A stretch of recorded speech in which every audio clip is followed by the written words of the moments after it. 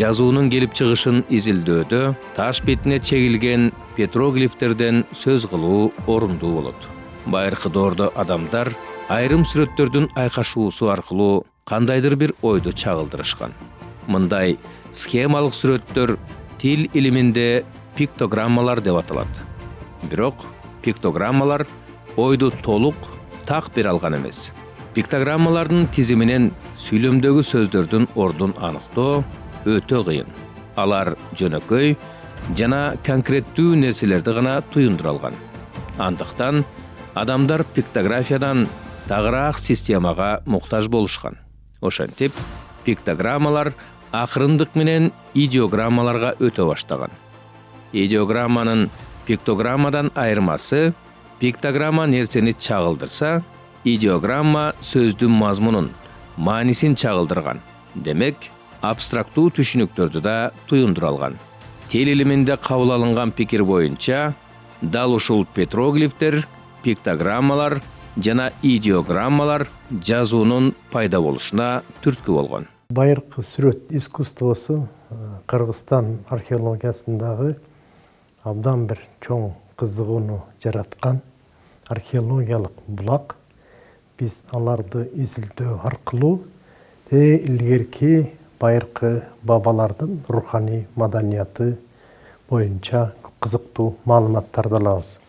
Бизде Кыргызстандагы байыртадан бери оозго алынып, изилденип келе жаткан эң көрүнүктүү эстелик бул Саймалы таш экендиги жалпыга маалым.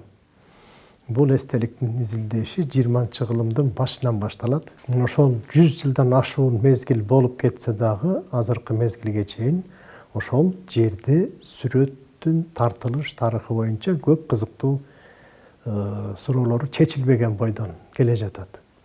Эми ошол деңиз деңгээлинен 3500-3800 метр бийиктикте көп 100 миңдеген сүрөттөрдү тартууга эмне түрткү болгон деген маселе бар.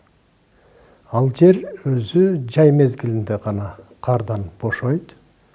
Июнь, июль, август айында, кээде сентябрь айына чейин бошойт, калган убакта кар жатат. Бул ачык асман алдындагы ардакталган жер.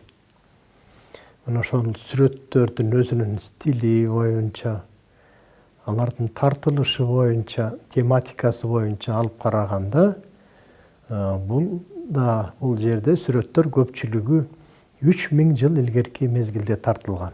Бул өзүнчө ушул чоң Орто Азия аймагындагы көрүнүктүү ардакталган жер болгон. Ушул жерге барып ырымдарды аткарышып, ошону аткаруу учурунда таштын бетине ар кандай сүрөттөрдү тартышкан. Ошентип, ушул таш бетине тартылган сүрөттөрдөгү символдорду биз кийинки 1000 жылдыктарда калыптанган жазуунун пайда болушу менен, пиктографиялар менен өзүнүн көлөмү боюнча бир нерсени чагылдырган, бир нерсени туюнткан символдор катары кабыл алабыз. Дүйнөлүк практикада бул сыяктуу мисалдар абдан көп.